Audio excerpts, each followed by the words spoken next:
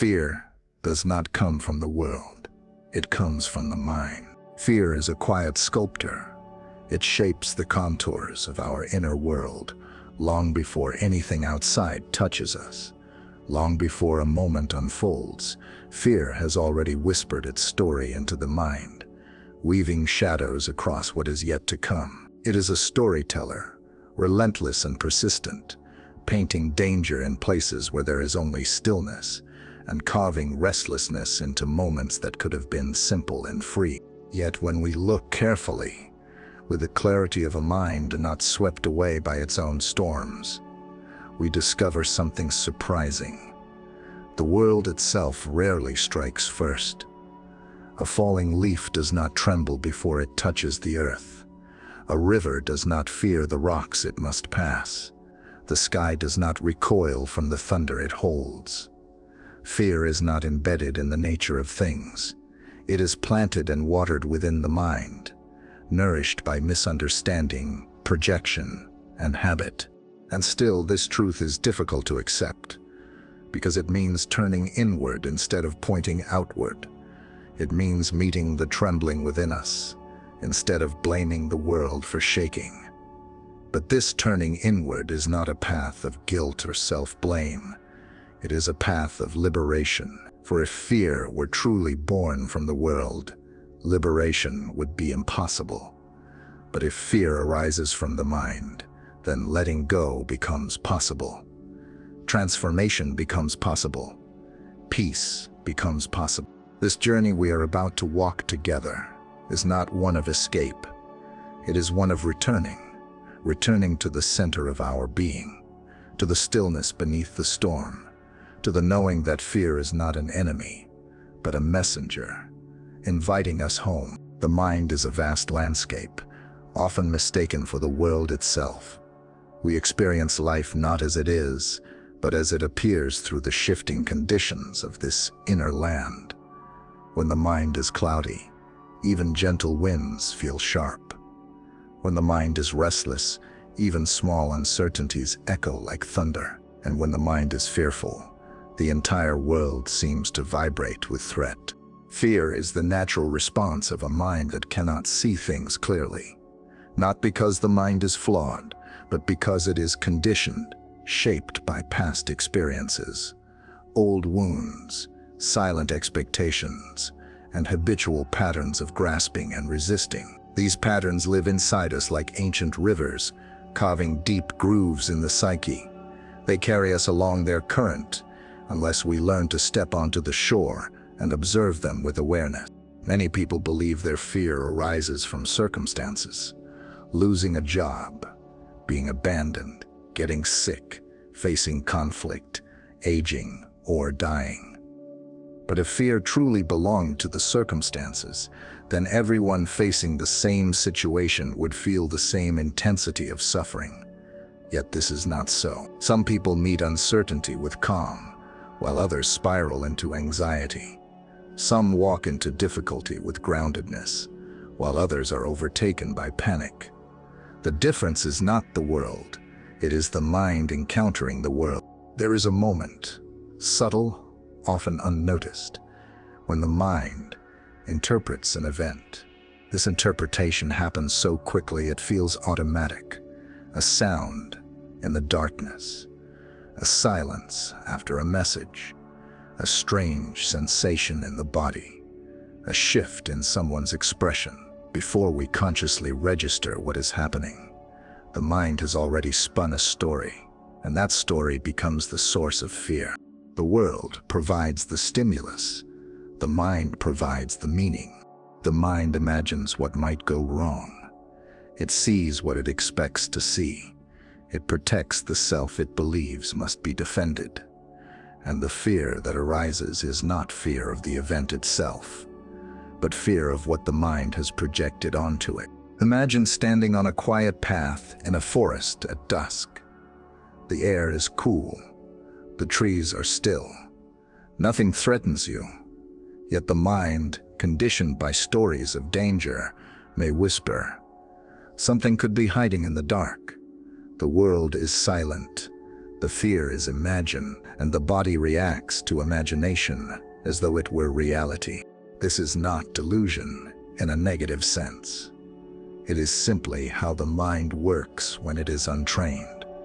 It anticipates, protects, and prepares, often unnecessarily. When the mind has not learned to question its own creations, it becomes a prisoner of them. The Buddha often spoke of the mind as both the source of bondage and the doorway to freedom. But he did not speak in the abstract. He spoke from direct experience, knowing that when the mind sees clearly, fear dissolves like mist when the sun rises. Not because danger disappears, but because understanding transforms the way we relate to it. Fear is not a sign of weakness. It is a sign of the mind's confusion about what truly threatens us. We believe we fear loss, but what we really fear is the idea that our happiness depends on things that can be taken away. We believe we fear uncertainty, but what we truly fear is the collapse of the illusion of control. We believe we fear the future, but what we actually fear is our own inability to face it with steadiness. And so fear becomes a teacher, a mirror. It shows us where we cling, where we resist, where we misunderstand. Fear reveals the attachments we did not realize we were holding, the narratives we did not know we were believing, the wounds we did not know were still unhealed. When a person begins to observe their fear rather than obey it, something remarkable occurs. The fear begins to lose its solidity. It becomes transparent, like a shadow that lengthens and shortens, but has no substance of its own. It begins to move, shift, soften, and in that movement space appears. Awareness is the space in which fear cannot dominate. To be aware is not to suppress fear, nor to fight it. It is simply to see it clearly, to watch the tightening in the chest, the acceleration of the breath, the swirling thoughts predicting disaster. To observe all of this without adding more resistance, without feeding the flames with new stories. In that space of gentle observation, the mind learns something revolutionary. Fear is an experience, not an identity.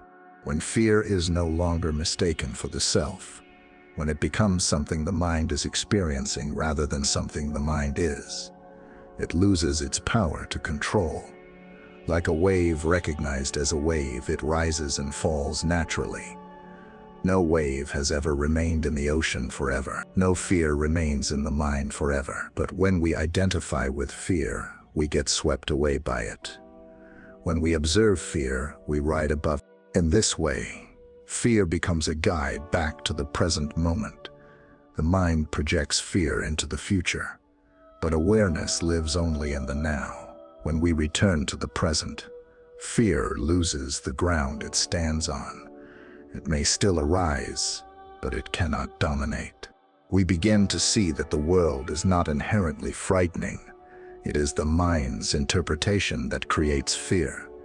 When this becomes clear, the world softens. The dark forest becomes simply a forest. The silence becomes simply silence. The unknown becomes simply unknown. And in that simplicity, the heart finds space to breathe again. There's a deeper layer beneath the surface of fear, one that reveals why the mind creates these shadows so persistently. The root of fear lies not in danger but in attachment. When the mind grasps tightly to something, a person, a belief, an identity, a future outcome, even an image of oneself, fear naturally follows. For anything that can be grasped can also be lost. Attachment is the soil in which fear grows. We often identify attachment only with affection or desire, but attachment is far more subtle. It appears as expectations of how life should unfold, as rigid identities we cling to, as the belief that our worth depends on achievement, praise, relatability, or control. It manifests as stubbornness, defensiveness, or the need to be right. It hides behind fears of change, fears of criticism, fears of uncertainty. Where there is attachment, fear is not far behind. Consider the fear of failure. What is it truly? It is the mind's attachment to an image of success, an identity that must be preserved. Without that attachment, failure becomes simply a result, not an identity, not a threat. Consider the fear of losing someone. The love itself does not create fear. The fear arises from attachment to how this relationship should remain, how the person should be, how long they should stay. Without that attachment, love becomes spacious, compassionate, and free from clinging. Consider the fear of judgment. The mind holds tightly to the image of being accepted, respected, or admired. Without that attachment, others' opinions become passing sounds in the air, meaningful perhaps, but not defining. Attachment binds the heart. Fear is the tension of that binding. This is why the teachings point inward, urging us not to eliminate desire or affection, but to understand and soften the grip of attachment, to hold all things lightly, knowing their nature is to change, to love deeply without clinging, to engage fully without demanding permanence. But letting go is not an act of force. It is an act of understanding. When we see clearly that attachment fuels fear, we begin to relax our grip naturally, gently, like a hand unclenching after realizing it has been holding something far too tightly. In this softening, another truth emerges. Impermanence is not the enemy. Impermanence is the very movement of life, the rhythm that allows change, growth, and awakening. Fear arises because we resist this rhythm. We try to freeze what is fluid. We try to anchor what is passing. Yet impermanence is not cruelty. It is liberation. Without change, there could be no healing, no insight, no possibility of transformation. Without change, suffering would remain stuck forever. When we flow with impermanence rather than resist it, fear begins to dissolve. Not because life becomes predictable, but because our relationship with change becomes intimate and peaceful. There is a story often told of a monk who lived near a river. Each morning, he watched the water pass. Never the same water, never the same patterns, never the same reflections. One day, a young seeker asked him, "Do you watch the river to learn about water?" The monk smiled gently. "No," he replied. "I watch the river to learn about letting go." Fear cannot hold a mind that understands the river. As we deepen our awareness, we begin to recognize another essential element of fear, the illusion of self. Most of our fears arise because we believe there is a solid, permanent me that must be protected at all costs. This me must be admired, secured, preserved, respected, fulfilled, validated. And because this me feels fragile, the world becomes filled with potential threats. But when we examine this sense of self closely, we find it is not solid at all. It shifts with mood, memory, circumstance, and thought. The self is like a flame, visible, warm, seemingly substantial, yet made only of conditions coming together. When the conditions change, the flame changes. The more rigidly we cling to a fixed identity, the more easily fear arises. Fear of failure, fear of embarrassment, fear of loss, fear of aging, fear of irrelevance. All these fears depend on the illusion of a self that must remain intact. When we see through this illusion, not intellectually, but experientially, the grip of fear loosens. Not because we become careless, but because we become less fragile. The world can no longer threaten something that is not fixed, not permanent, not separate. Imagine holding a handful of sand. If you squeeze tightly, The sand slips through your fingers. If you hold it with an open palm, the sand remains. The mind works the same way. When we soften our grasp on identity, life flows with ease. Fear has little room to grow. As the mind begins to open, presence becomes possible. Presence is the antidote to fear, not by force, but by nature.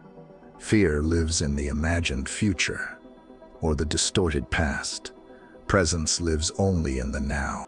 In presence, we meet reality as it is, not as fear paints it.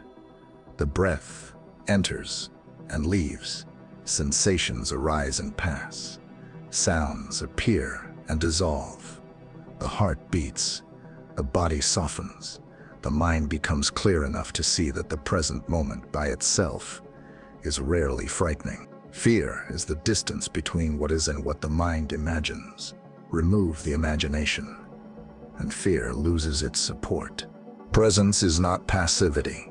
It is the courage to stand where you are, fully awake without fleeing into stories.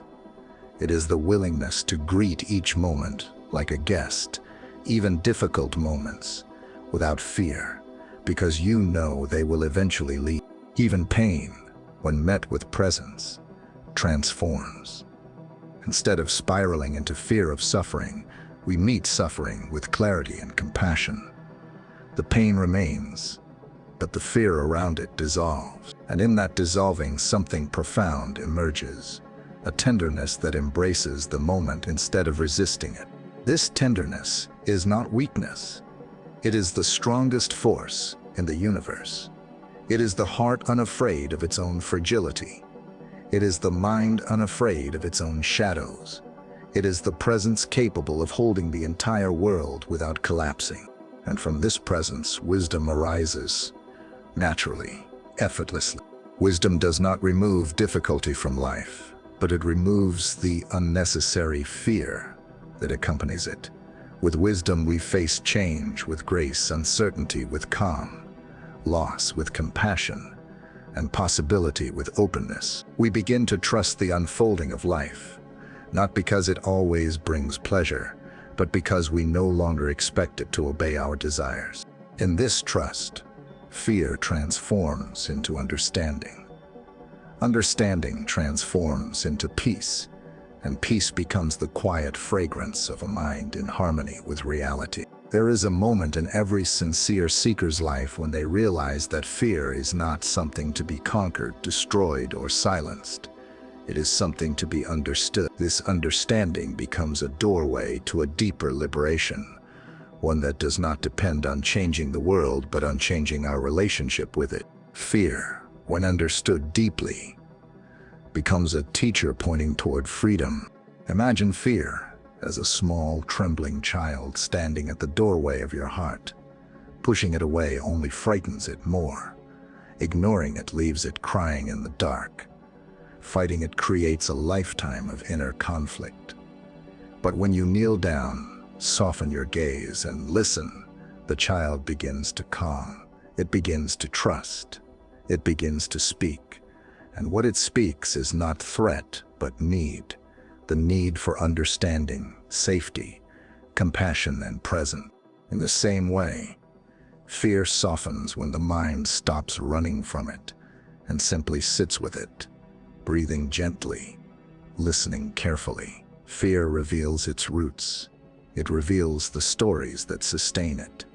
It reveals the misunderstandings that created it. And in that revelation, the mind finds freedom. Freedom does not arise from the absence of fear, but from the wisdom to hold fear without being held by it. To hold fear gently is to understand that it is not your enemy. It is a natural response of the mind, trying to protect what it believes is vulnerable. When we treat fear with compassion rather than hostility, something extraordinary unfolds. Fear becomes a path toward deeper truth. Many people believe they cannot live freely until fear disappears. But this belief creates endless waiting, endless struggle. Fear may never disappear completely, and it does not need to. What matters is learning to live with fear in a way that does not limit the heart. A bird flying across a stormy sky does not control the winds. It moves with them, adjusts to them, trusts its wings. Fear is like the wind. It may blow strongly at times, but you are the bird. You are not at the mercy of the mind's weather. You can move with it, adjust to it, and trust your capacity to navigate it. This trust is not blind faith. It is experiential. It grows from moments of seeing clearly, from moments of meeting fear without collapsing, from moments of choosing presence over panic, from moments of recognizing that fear rises and falls like everything else. As this trust deepens, a profound shift occurs. The mind stops seeing fear as a threat and begins seeing it as a signal. Not a signal of danger, but a signal of where understanding is needed. A signal of where attachment still exists. A signal of where the mind is still clinging to illusion. In this way, fear becomes a guide toward the very places that need healing. Fear of failure points to attachment to identity. Fear of rejection points to attachment to validation. Fear of loss points to attachment to permanence. Fear of change points to attachment to control. When we follow the signal inward with patience and compassion, we arrive at the root. And at the root we always find misunderstanding. Never evil, never personal flaw, never weakness, only misunderstanding. And misunderstanding can be transformed. Understanding arises from presence. Presence arises from awareness. Awareness arises from stillness. Stillness arises from letting go. Letting go is the essence of liberation. Not letting go of the world, but letting go of the illusions that distort it. As the mind lets go, it becomes luminous.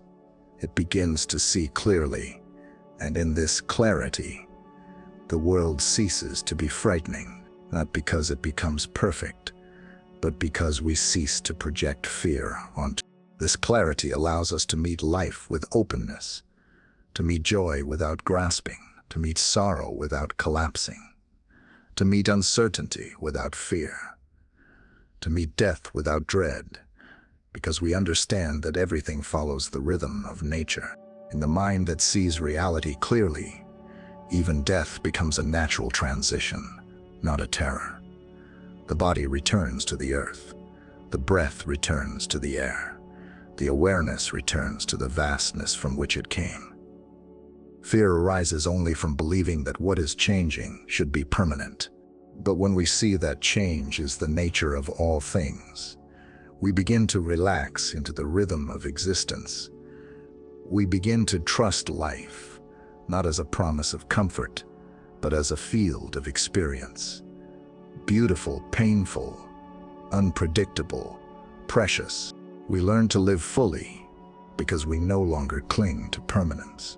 We learn to love fully because we no longer fear loss. We learn to face difficulty because we no longer believe it should not exist.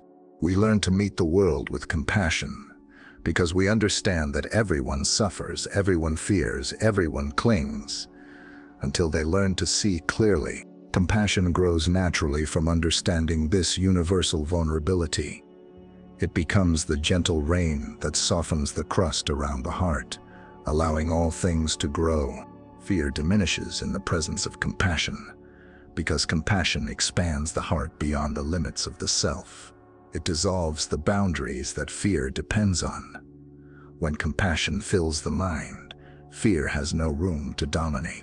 This compassion can be directed outward toward others, but it must also be directed inward. In fact, it begins inward. Without self-compassion, fear becomes harsh and punitive. With self-compassion, fear becomes tender and revealing. Self-compassion is not indulgence. It is recognition. Recognition that the mind trembles because it misunderstands. Recognition that fear is a call for kindness. Recognition that suffering is universal. When we treat the mind with this gentleness, fear becomes easier to bear. It loosens its grip. It becomes something we can hold, examine, understand, and eventually transform. The heart that understands fear becomes fearless, not because fear disappears, but because the heart expands beyond its reach. In this expansion, a strange and beautiful thing happens. The world, once seen through the lens of fear, begins to appear radiant. Colors become more vibrant, sounds become more textured, moments become more alive. The present becomes more precious. The world does not change, the mind. And when the mind changes, everything changes. Fear taught us to look inward. Awareness taught us to stay. Presence taught us to see. Compassion taught us to soften. Wisdom taught us to let go. And letting go reveals the freedom that has always been here. Fear does not come from the world. The world is simply unfolding, moment by moment, in accordance with its nature. Seasons change. People arrive and depart. Circumstances rise and fall. Life breathes in patterns, far older than any story we carry. Fear comes from the mind that clings to its stories, its identities, its expectations, and its illusions. But this truth is not a burden. It is a blessing. For if fear came from the world, we would be powerless. If fear came from the world, we would need to control everything and still fail. But fear arises from the mind, and the mind can be understood. It can be softened. It can be liberated. This path is not a quick one. It is not dramatic. It is not loud. It is a path of gentle looking inward again and again, with patience, compassion, and presence. A path of seeing fear, not as a foe, but as a teacher guiding you back to yourself. As clarity grows, fear loosens. As presence deepens, fear quiets. As compassion blooms, fear dissolves. And what remains is a mind free enough to love, to trust, to see, to live fully.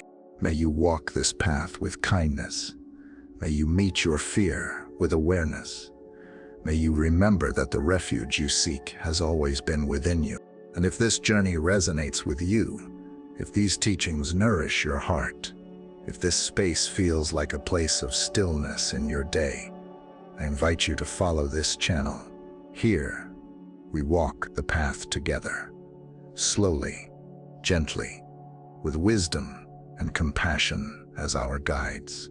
Let us continue to explore the Dharma through presence, storytelling, and quiet truth, one breath at a time.